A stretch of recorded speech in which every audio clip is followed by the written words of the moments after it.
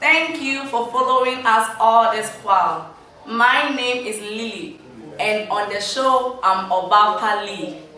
Follow us on YouTube by the name Obapa Lee and on Facebook by that same name Obapa Lee. Thank you for subscribing and thank you for learning from us also. In this month, we'll be talking on the topic, the need for sex education in our homes. And we'll have a great personality here to give us more knowledge regarding this topic. But before that, we would like you to sponsor us on the number 054-8060-762. I believe you've been enjoying the program, and any way you would like to sponsor, kindly contact us through 054-8060-762. Stay tuned and enjoy today's episode. Help me welcome Mr. Bernard Ofori-Boama on the show. Welcome, Mr. Bernard Ofori-Boama. Thank you so much, Obapa. I'm really privileged to be back on your show again. Wow, I'm so happy having you back, and I know today is going to be awesome than before. Well, let's pray and hope so. Sure. Alright, so we keep the ball rolling. Okay. Viewers, I have with me here Mr. Ofori Bernard Boama, and I'm throwing the question to him. What do we mean when we talk about sex education, say? Okay, so sex education. We are actually talking about a situation where education is given to people regarding their sexual anatomy. We are talking about things that are related to birth controls. We are talking about things that are related to our reproductive rights, things that are talking about our age of consent. We are talking about a situation where we can talk to people that they can also abstain from sex. When you combine all these things that we have spoken about, then it can come under one umbrella that we call comprehensive sex education. Okay, comprehensive sex education. That's great. Many parents have done well in doing various education in the home, but with little regarding sex education.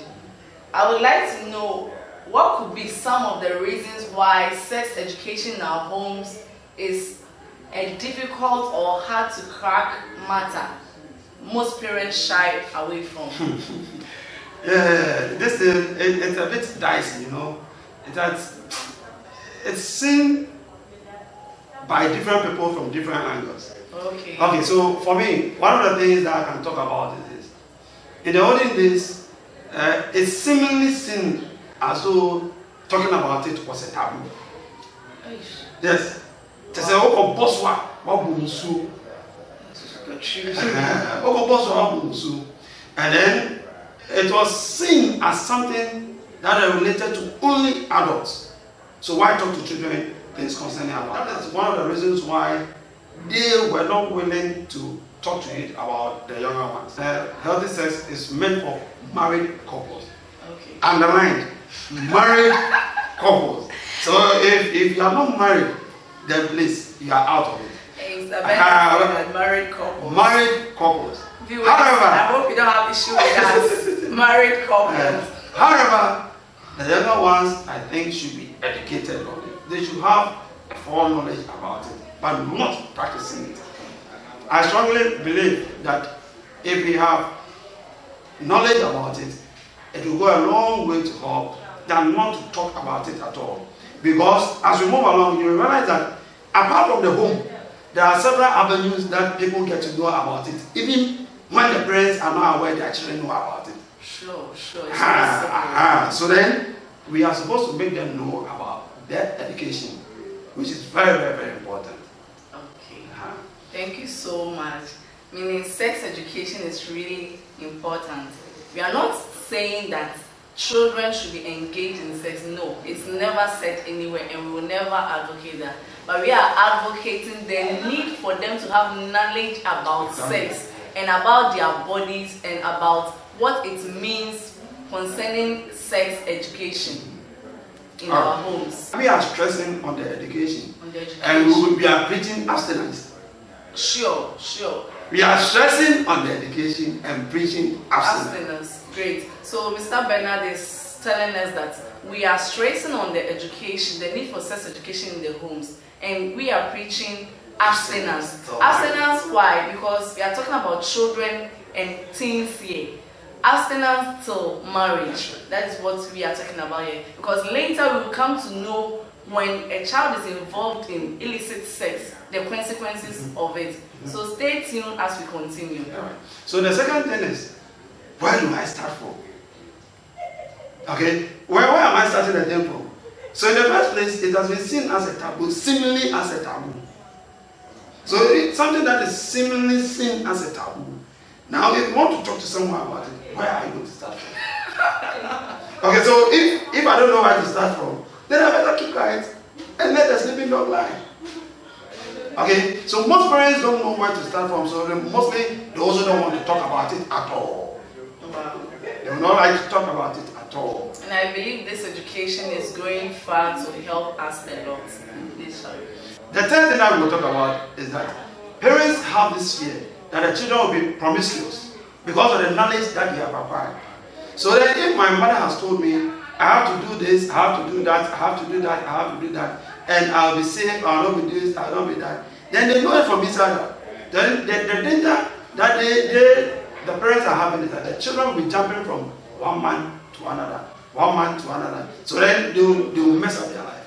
But you see, it is not totally true. It is not totally true in the sense that depending on the kind of education that you give, that also determines how the child is going to act. I like that part. Depending on the kind of education you give. Because we have constructive education. That education will teach your child to understand about sex, and not that you are teaching your child to engage in it. No, you have to teach the child in a way. I think you get us there. Alright. So you see, apart from the promiscuous acts that the parents are fearing that their children will have, then there are certain factors that I will tell us, what if? What if? Okay. Wow. What if my child is not interested to listen to what I'm going to say because it is seemingly seen as something for adults? So why be the child? I mean, married people underline. So why talk to me about it? Will my child be ready to listen to me once I talk to him or her about it? Okay, so that's the thought of the parents. Would they listen? Would they be interested? What if my child knows more than I do? And the question comes, where did the child learn it from? Because I have not spoken to her, I have not spoken to him about it. But maybe he or she might know more than I do. Where did the child learn it from? Interesting. Are you getting it? Sure. What if I am not able to answer the questions that I'll be asked by my word? Because sometimes they depend on where they get the information or the misinformation. You know, certain questions that they may ask, you would have to go into details. But the question is, are you willing to go that far? Then the second thing is that, what if you are not able to answer them? Are you going to give them wrong answer, or you not talk about it at all? If you don't talk about it too, then where will he or she get the answer? So these what ifs are also another factor that prevents most parents from talking to their children about sex education. Interesting. I'm really learning a lot. From here, then I would ask if this what is that is brought under some reasons why parents are not able to express themselves to their children about sex education. If parents are not able to express themselves to their wards about this sex education, what effects or what consequences will the children be facing from this? Alright, so you see, we are supposed to know that everything that we do, okay, once there's an action, there will definitely be an equal reaction. So if you tell them, it has its own implication. If you don't tell them, it has its own implication. But the question is, what are you telling them? Are you getting it? What are you telling them? But I feel that it's more advantageous to talk to them than not to talk about it at all, based on the following reasons. One, you see, our homes are supposed to be the first channel of communication to our people or our children. Exactly. Okay. Now, if you are able to start educating your children at certain ages, then it prevents the stage where you have to jump or chunk of information onto the child.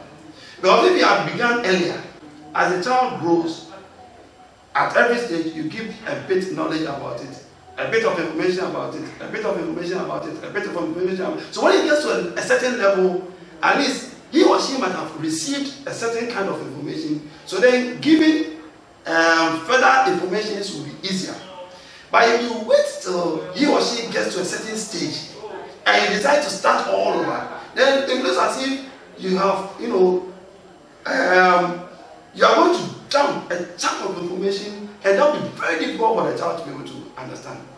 Because what you are going to do is that you have kept all these things all this while, and you want to throw it at him or her at a certain point in time, and you expect him or her to accept and then behave in a certain direction that you want him or her to go.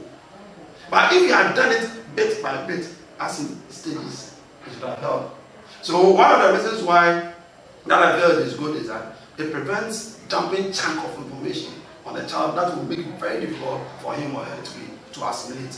That's great. That's great. That's great. And I also believe that when you do early sex education in your homes, like Mr. Bernard rightly said, at every stage in the kind of education regarding sex you give your children, it causes them to know more than waiting for them to get to a certain age, like maybe 22, 23, 24, before you tell them something. Or sometimes some parents most parents, if we would ask, have never spoken to their children regarding this education. I had more of mine I had it at church. Church? Yeah. Look at this. More of mine I had it at you are even blessed to have it at church. Some churches don't even talk about it at all. I was blessed. So if a child is not getting this in their house and not at church, and most parents also think teachers are doing that in school, but I don't think teachers can be doing this alone. So the second thing that I want us to talk about is that whether you teach the children or not, they will get to know about it. Yes. You see, nowadays, it's either they are hearing it from school, from their teachers, or from their curriculum, or from their friends, or even the movies that the parents even watch with their children. The movies is really true. Nowadays, there's series, various series on television, and children are those who are even manipulating the remote. So you see, the truth is that they know when this movie, the time for this movie, they know the time for that movie. From this, the next movie, yeah. So you see, but you realize that there are certain scenes in the movie which are also not so much good for children. I'm saying so much good for children because it is one thing that leads to another. I get it. So if we are not able to educate the children, then they will learn it from the movies that they are watching. And people, they will tend to practice what they see in the movie. So if you are able to educate them and they understand very well, then they will know that, okay, so when they see this, this is the meaning of that. When they see that, that is the meaning of that. Okay, so I am clear. You realize that sometimes when they are watching the movies with their parents, there are certain scenes the parents seems uncomfortable watching that scene with their children. Then it means they've not done the education. Exactly. You see, so what I want us to understand is that it's either they hear it from our parents, and if they prevent or if they fail to teach their children, they will get it from friends from school, they will get it probably from teachers, and then they might get it from the internet. And the truth is that they only talk about the nice aspect of it, and the problems associated, mostly it doesn't come up. Unless something hits or there's a problem before, they might talk about it. So the onus lies more on the parents to be able to educate their children on sex education. It's very, very, very important.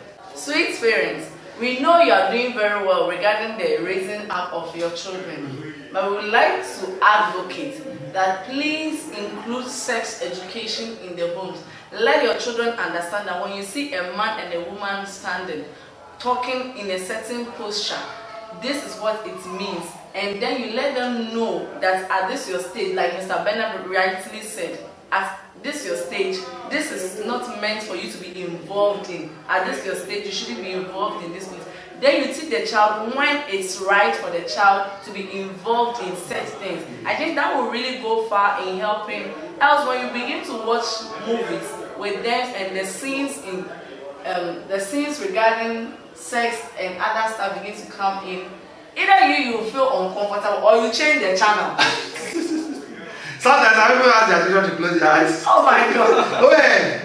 Sometimes they tell them to close their eyes. Close your eyes. The day you are not there, he's watching Exactly. the movie alone. Will he close his eye? Then the question is, why at this point, mommy or daddy wants me to close my eye? Meanwhile, you have not explained to the child. Alright, so it's a dicey issue, but we really have to be very careful about how we would deal with it. Educating them also helps them to accept the changes that comes as they grow.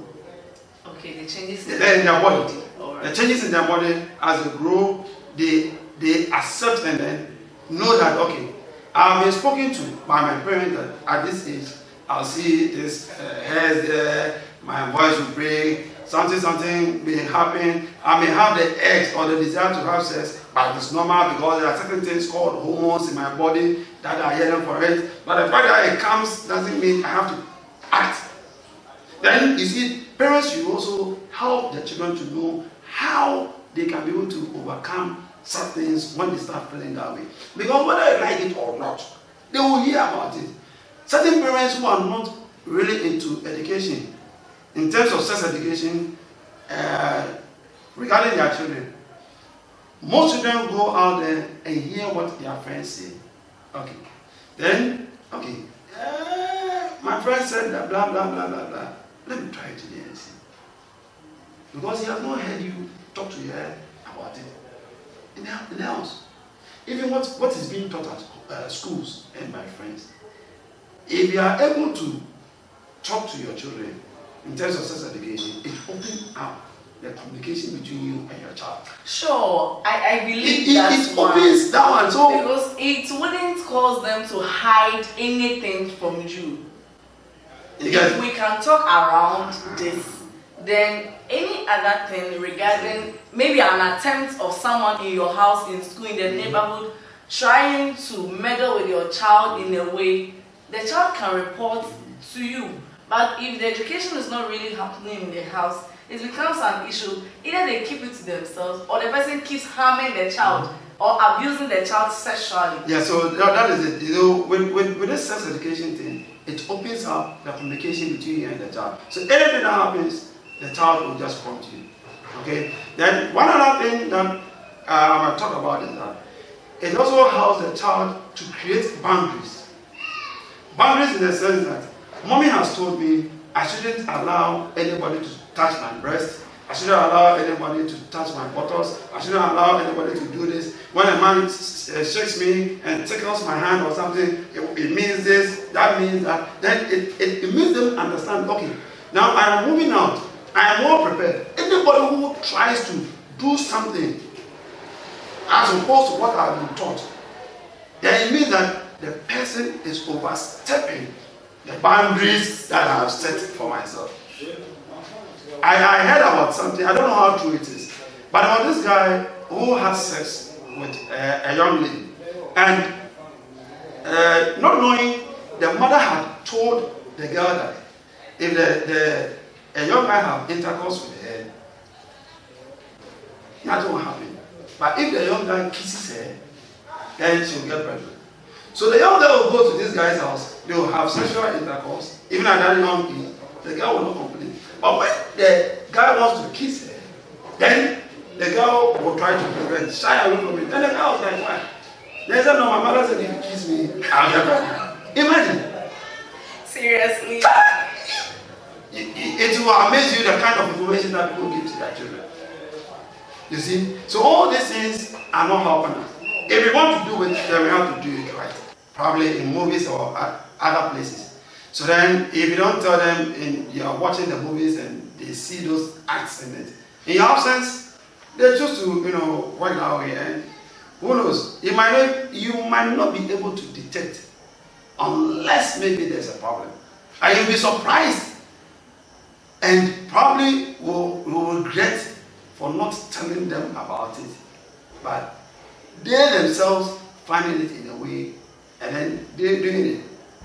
Okay, so please, let's make sure we address it in the correct manner for them so that they will get to the understanding very well. Thank you for using that word. That was a great input, sir. To end the show today, wherever there is a problem, there's always a solution if only you look through the matter very well. So as we have talked about this issue, what can we suggest to parents as a correction factor to this matter?